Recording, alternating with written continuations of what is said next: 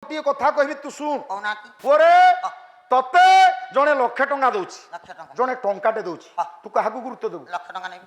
ଲକ୍ଷେ ଟଙ୍କା ଗୁରୁତ୍ୱ ଦଉଛୁ। ତେଣୁ ପୁଅ ବାପା ମାଙ୍କୁ ଦଉଛି କଣ, ଝିଅ ବାପା ମାଙ୍କୁ ଦଉଛି କଣ? ପୁଅ ବାପା ମାଙ୍କୁ ବଞ୍ଚିଥିବା ଯାଏ ସାତଟା ପୁଅ ନହେଲେ ଚଳିବ, ଗୋଟିଏ ଝିଅ ସମସ୍ତଙ୍କର ଆବଶ୍ୟକ। ହାତ ଯୋଡି ନିବେଦନ କରିବି, ଗର୍ଭରେ ଥିବା ଝିଅକୁ କେହି ମାରନ୍ତୁ ନାହିଁ। ନା ପରାଶର ସଂହିତାରେ ଲେଖା ଅଛି, ପରାଶର ମୁନି ଲେଖିଛନ୍ତି, ଯତ ପାପ ବ୍ରହ୍ମ ହତ୍ୟା ୟା ଦ୍ୱିଗୁଣ ଗର୍ଭପାତେ ନ। ବ୍ରାହ୍ମଣକୁ ହତ୍ୟା କଲେ ଯେତିକି ପାପ, ଗର୍ଭରେ ଥିବା ଝିଅକୁ ମାରିଦେଲେ 2 ଗୁଣ ପାପ। ତାହେଲେ ଝିଅ କଣ ପାଇଁ କି ମୂଲ୍ୟବାନ? କଣ ପାଇଁ ମୂଲ୍ୟବାନ ଝିଅ? ତୁ କାହିଁ ଝିଅ ଉପରେ ବିଗୁଡୁଛୁ? ମୁଁ ଝିଅ ଜନ୍ମ କରିବିନି। କାହିଁକି? ଜାଣି ଦଉଛୁ ଯେ ବାହାଘର କରିପାରିବିନି କି ତାକୁ ମାନେ ପର ଘରକୁ ପଠେଇବିନି। ଯୌତୁକ ଦେବାକୁ ପଡିବ ବୋଲି ତୁ ଝିଅ ଜନ୍ମ କରିବୁନି। 5 ଲକ୍ଷ 10 ଲକ୍ଷ ବୋହୁଟେ ଆଣିବୁ ନା ନାହିଁ? ବହୁତ ଆଣିବି। ବୋହୁ ଯୋଉ ଆଣିବୁ ସେ ବୋହୁ ପୁଅ ପିଲା ହେଇଥିବ ନା ଝିଅ ପିଲା ହେଇଥିବ? ଝିଅ ପିଲା କାହିଁ ତ ସେ ଆସିବ କୋଉଠୁ? ସେ ତାଙ୍କ ଘରକୁ ଆସିବ।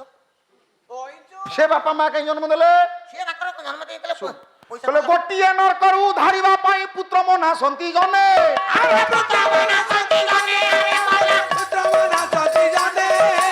ସେହି ପୁତ୍ର ଦେବେ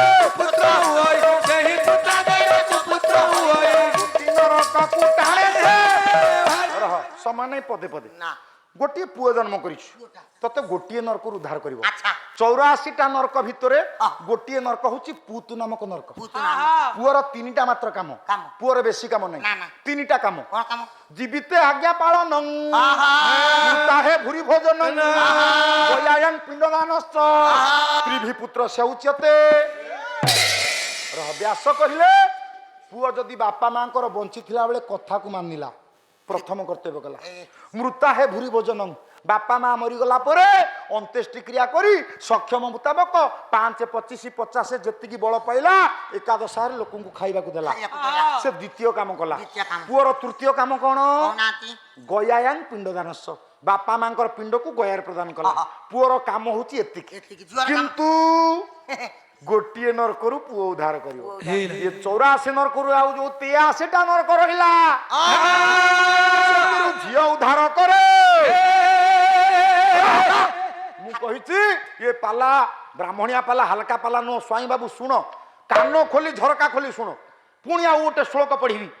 ତମେ କାବ୍ୟ ଗାଇଲେ କୁଆଡୁ 8-10ଟା ଶ୍ଲୋକ ଗାଇବ, ମୁଁ ଆଲୋଚନାରେ 50 ଶ୍ଲୋକ ଗାଇବି। ବାବୁରେ ଶ୍ଲୋକଟିଏ ପଢୁଛି। ଝିଅର ଆବଶ୍ୟକତା କଣ?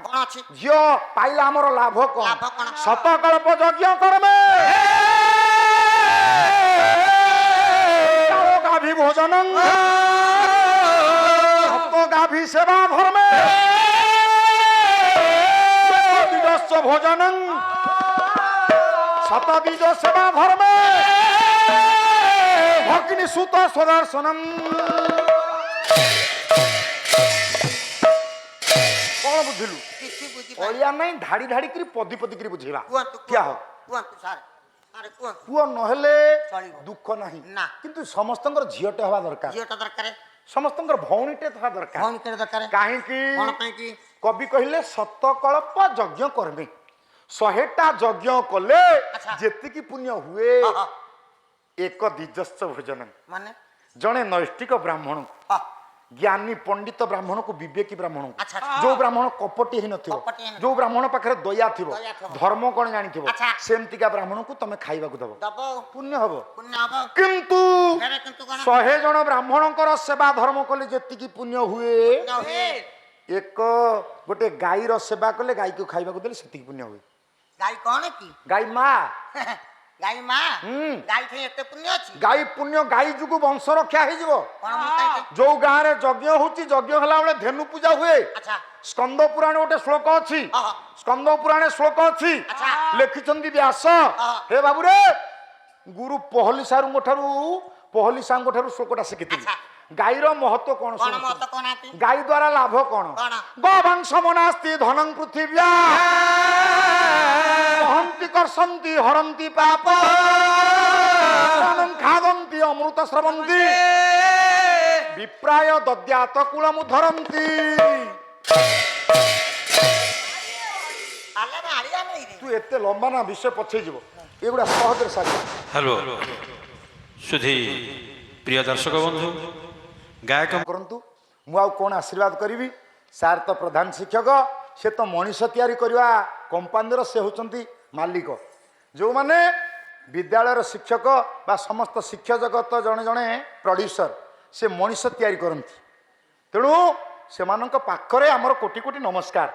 ଧନରେ କ'ଣ କହୁଛୁ? ପଇସା ନେଇ ହାକ୍, ଏଠିକି ଆସ। କାହିଁ ସେମିତି ପଇସା ପଇସା ହଉଛି? ଖାଲି ପଇସା ଆରେ ପାଲାର ମନ ଦେ, ଦେଖ ମୁଁ କହିଛି ରାତି ପାଇବା ଯା କେତେ ଶିଖିଲା ଭଳିଆ କଥା। ଖାଲି କ୍ୟାମେରା ଲାଗିଛି, ବହୁତ କଥା କହିଲି। କ୍ୟା ବାବୁରେ, 100 ଯଜ୍ଞ କଲେ ଯେତିକି ପୁଣ୍ୟ, ପୁଣ୍ୟ। ଜଣେ ବ୍ରାହ୍ମଣକୁ ଖାଇବାକୁ ଦେଲେ ସେତିକି ପୁଣ୍ୟ, ଆଚ୍ଛା। 100 ବ୍ରାହ୍ମଣକୁ ଖାଇବାକୁ ଦେଲେ ଯେତିକି ପୁଣ୍ୟ, ଗୋଟେ ଗାଈର ସେବା କଲେ ସେତିକି ପୁଣ୍ୟ। କଣ ଗାଈ ସେବା କର? ଗୋବାଂ ସମ ନାସ୍ତି ଧନଂ ପୃଥିବ୍ୟା, ଗାଈ ପରି ଧନ ପୃଥିବୀରେ ନାହିଁ। ମା ନଥିବା ଛୁଆକୁ ଗାଈ କ୍ଷୀର ବଞ୍ଚେଇ ଦିଏ।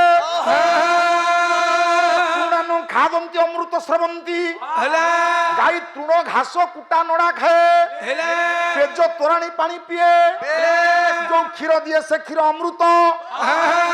ବିପ୍ରାୟ ଦଦ୍ୟାତ କୂଳମୁ ଧରନ୍ତି, କୂଳ ବୁଡି ଗଲା ବେଳେ ବିଧି ବିଧାନରେ ବୈଦିକ ପରମ୍ପରାରେ ନୈଷ୍ଠିକ ବ୍ରାହ୍ମଣଙ୍କୁ ଗାଈଟିଏ ଦାନ ଦେଲେ ବଂଶ ରକ୍ଷା ହେଇଯାଏ।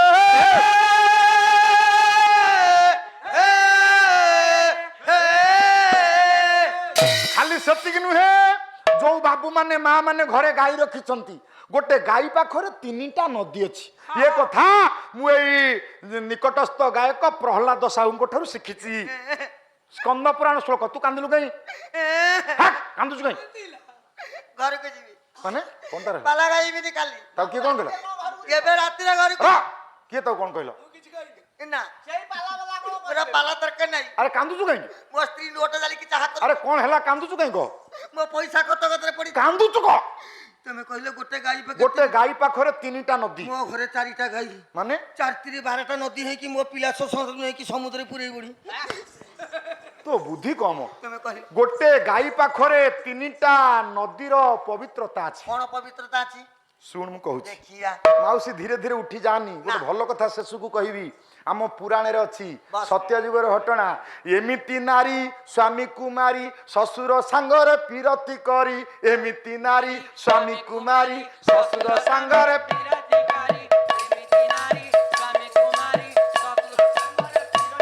ସେ ଶ୍ୱଶୁର ବାପାକୁ ଦେଇଛି ମାରି। ଆମ ପାଲାରେ କେତେ କଥା ଅଛି। କେତେ କଥା। ମାଉସୀ ଧୀରେ ଧୀରେ ଉଠନି, ମୁଁ ଏ କଥା କହିବି। ଏମିତି ନାରୀ, ଏ ସଂସାରରେ ଜଣେ ନାରୀ ଅଛି, ସେ ତା ସ୍ୱାମୀକି ମାରିଲା, ଶ୍ୱଶୁର ସାଙ୍ଗରେ ପ୍ରୀତି କଲା, ଶ୍ୱଶୁର ବାପାକୁ ମାରି ଦେଇଛି। ତଥାପି ସେ ନାରୀକି ଆମେ ସମସ୍ତେ ଆଜି ମୁଣ୍ଡିଆ ମାରୁଛେ। ସେ ଏଇଠି ଅଛନ୍ତି। ହେ ମୋର ଗୁଣୀ ଜ୍ଞାନୀ ପଣ୍ଡିତ ମଣ୍ଡଳୀ, ତେଣୁ ଆପଣ ମାନେ ବସିଲେ ମୁଁ ଏ କଥା କହିବି, ଆପଣ ମାନେ ଉଠି ପଳେଇଲେ ମୁଁ କାହାକୁ କହିବି? ଗୋଟେ ଗାଈ ପାଖରେ 3ଟା ନଦୀ କୋଉଠି ଅଛି? ଜଗିଛି ଆଉ। ତମକୁ ବାଟ ଛାଡିବି ମୁଁ। ଗୋଟେ ଗାଈ ପାଖରେ 3ଟା ନଦୀ କିଏ? ମୁଁ କଣ ସେ ପାଲା ବେଲା କି? ଆଉ ହଉ, ଯିଏ ବାଟ ଦେଖାଏ ଠିକ ବାଟକୁ ସେ ଠିକ ପାଳିଆ ହେଇପାରିବ। ମନେ ଅଛି ଟି? ସଂସାରୀ ସାରେ ତତେ ଝାଞ୍ଜରେ ଥରେ ହାଣି ଦେଇଥାନ୍ତେ। ମତେ ମାରିଦେଲେ ତାଳ ଭୁଲ କଲୁ, 18 ବର୍ଷ ତଳେ ହାଣି ଦେଇଥାନ୍ତେ। କଣ କରିବି? ଯାହାହେଲେ ଗୁରୁଦେବ ପାଖରେ ଅଛନ୍ତି, ଶିଖେଇଥିଲି ବେଲେ ତାଙ୍କ ଗାଁରେ ପାଲା କରୁଛି। ହଉ ବସ। ବସ ବସ। ତାହେଲେ ଗାଈ ପାଖରେ 3ଟା ନଦୀ କିଏ? ଗାଈ ପାଖରେ 3ଟା ନଦୀ କିଏ? ସ୍କନ୍ଦ ପୁରାଣରୁ ଆଉ ଗୋଟେ ଶ୍ଲୋକ ପଢିବି। ଯୋଉ ପୁରାଣ ପଢିବ ସେ ପୁରାଣ ନାଁ କହିବ, କବିଙ୍କ ନାଁ କହିବ, ଗୋଟି ଗୋଟି କରି ବୁଝେଇଲେ ପାଲା ବାଲା ହବ।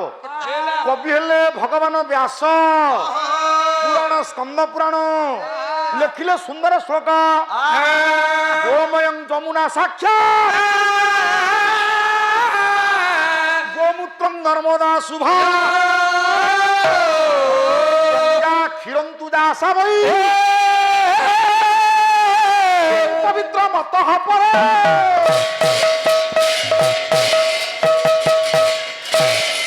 ଶୁଣ, ଅର୍ଥ କରିବେ, ପାଟି କରେ। ମୁଁ ଯେତିକି ପଚାରିବି ସେତିକି କହିବି, ଅଧିକା କହିଲେ ସମୟ ନଷ୍ଟ ହେଇଯିବ। ଗୋମୟଂ ଯମୁନା ସାକ୍ଷାତ୍, ଗାଈ ପାଖରେ 3ଟା ନଦୀ, ତା ଭିତରେ ପ୍ରଥମ ନଦୀ ହେଲେ ଯମୁନା।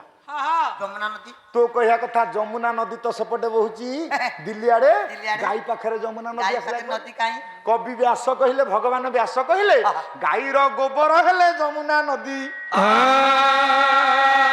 ଗୋମୂତ୍ର ନର୍ମଦା, ଗାଈର ମୂତ୍ର ହଉଛନ୍ତି ନର୍ମଦା ଗାଈର କ୍ଷୀର ହଉଛନ୍ତି ଗଙ୍ଗା ନଦୀ ଖାଲି ସେତିକି ନୁହଁ କେତିଆ ଯମୁନା ନଦୀର କାମ କଣ କହିଲୁ ଯମୁନା ନଦୀରେ କୃଷ୍ଣ କେଳି କରିଥିଲେ କଦମ ଫୁଲ ପକାଇକି ପାଣିରେ ଭସାଉଥିଲେ ହଉ ହେଲା ହଉ ଗୋଟେ ବାଟରେ କହି ଆଜ୍ଞା। କିଛି ଜ୍ଞାନୀ ମାନେ ଅଛନ୍ତି ମୁଁ ଦର୍ଶନ ଶାସ୍ତ୍ରକୁ ଯାଉଛି ଖାଲି ପୁରାଣରେ ଗଲେ ହବନି ଆମ ଦେଶର ବୈଜ୍ଞାନିକ ମାନେ ଗାଈ ଗୋବରରୁ ଗ୍ୟାସ ବାହାର କଲେ ଗ୍ୟାସ୍ ଗୋବର ଗ୍ୟାସରେ ଇଥେନ ମିଥେନ ଗ୍ୟାସରେ ଲାଇଟ ଜଳିଲା ଫ୍ୟାନ ବୁଲିଲା ଗୋବର ଗ୍ୟାସରେ ରୋଷେଇ ହେଲା ଏଠିକି ଆସ କଣ ପୁରାଣକୁ ଆସ ପୁରାଣରେ ଆଜ୍ଞା ଗାଈ ଗୋବର ପୁଅ ବାହାଘର ଗାଈ ଗୋବର ଦରକାର ଝିଅ ବାହାଘର ଗାଈ ଗୋବର ଦରକାର ସତ୍ୟନାରାୟଣ ପୂଜା ଗାଈ ଗୋବର ଦରକାର ଗାଈ ଗୋବର ହୋମ ଯଜ୍ଞରେ ଦରକାର ଗାଈ ଗୋବର ମାଟି ମାକୁ ପ୍ରତିଷ୍ଠା କରେ ଗାଈ ଗୋବର ଗାଈ ମୂତ୍ର ହଉଛନ୍ତି ନର୍ମଦା ଜଣେ କୁକୁଡ଼ା ଖାଇଛି କୁକୁଡ଼ା ପକ୍ଷୀ ଖାଇଛି ପକ୍ଷୀ। ହେ ଧନ ହରିଣ ମୃଗ ଇତ୍ୟାଦି ମାଂସ ଖାଇଛି ଭକ୍ଷଣ କରି ଅଣ୍ଡା ଖାଇଛି ହଁ। ତା ପିଣ୍ଡ ଅପବିତ୍ର ଅପବିତ୍ର ବାପା ମାଙ୍କର ଶ୍ରାଦ୍ଧ ଦେଇପାରିବ ଦେଇପାରିବନି ହୋମ ଯଜ୍ଞ ଘର ପ୍ରତିଷ୍ଠାରେ କର୍ତ୍ତା ହେଇ ବସି ପାରିବନି ବସିପାରିବନି। ତା ପିଣ୍ଡ ଅଶୁଦ୍ଧ ହେଇଛି ହଁ। ତେଣୁ କୁଳଗୁରୁ ପୁରୋହିତ କଣ କରିବେ ଛଡା ମୂତ୍ରରେ ଛଡା ମୂତ୍ର କଣ ଜାଣୁଛୁ ଯୋଉ ଗାଈ ଯୋଉ ଛଡା ଜନ୍ମ କରିନଥିବ ଯୋଉ ବାଛୁରୀ ଗାଈ ମା ହେଇନଥିବ ତାରି ମୂତ୍ରରେ ପଞ୍ଚଗବ୍ୟ ତିଆରି କରିବେ ସେ ଲୋକଟାକୁ ଖୁଆଇଦେଲେ ଶରୀର ପବିତ୍ର ହବ ସେ ବାପା ମାଙ୍କର ପିଣ୍ଡ ପ୍ରଦାନ କରିପାରିବ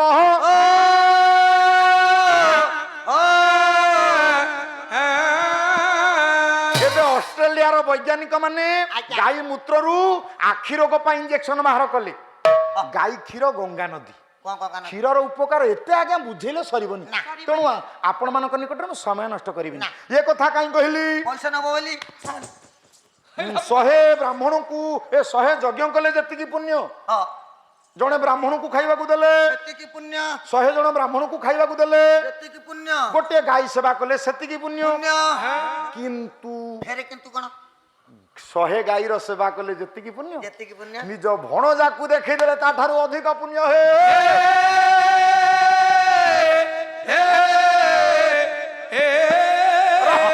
ଆରେ ଭଣଜା କିଏ କି ରେ ଭଣଜା ହଉଛି ଭଉଣୀର ପୁଅ ହଉଛି ଭଣଜା ଭଉଣୀ ଥିଲେ ଟି ସିନା ଭଣଜା ସିମ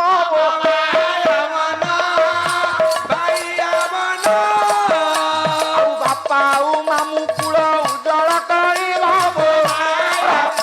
ବାବୁରେ ଭଉଣୀ ଥିଲେ ଭଣଜା ଆସିବ ଭଣଜା ଆସିବ ଝିଅ ଥିଲେ ନାତିଟିଏ ଆସିବ ଆସିବ। ତେଣୁ ପୁଅଟିଏ ନହେଲେ ଚଳିବ ଆଗ ଝିଅଟିଏ ଆବଶ୍ୟକ ସେଟା ଦରକାର ହେ ଧନ ଏ କଥା ମୁଁ କାହିଁ କହିଲି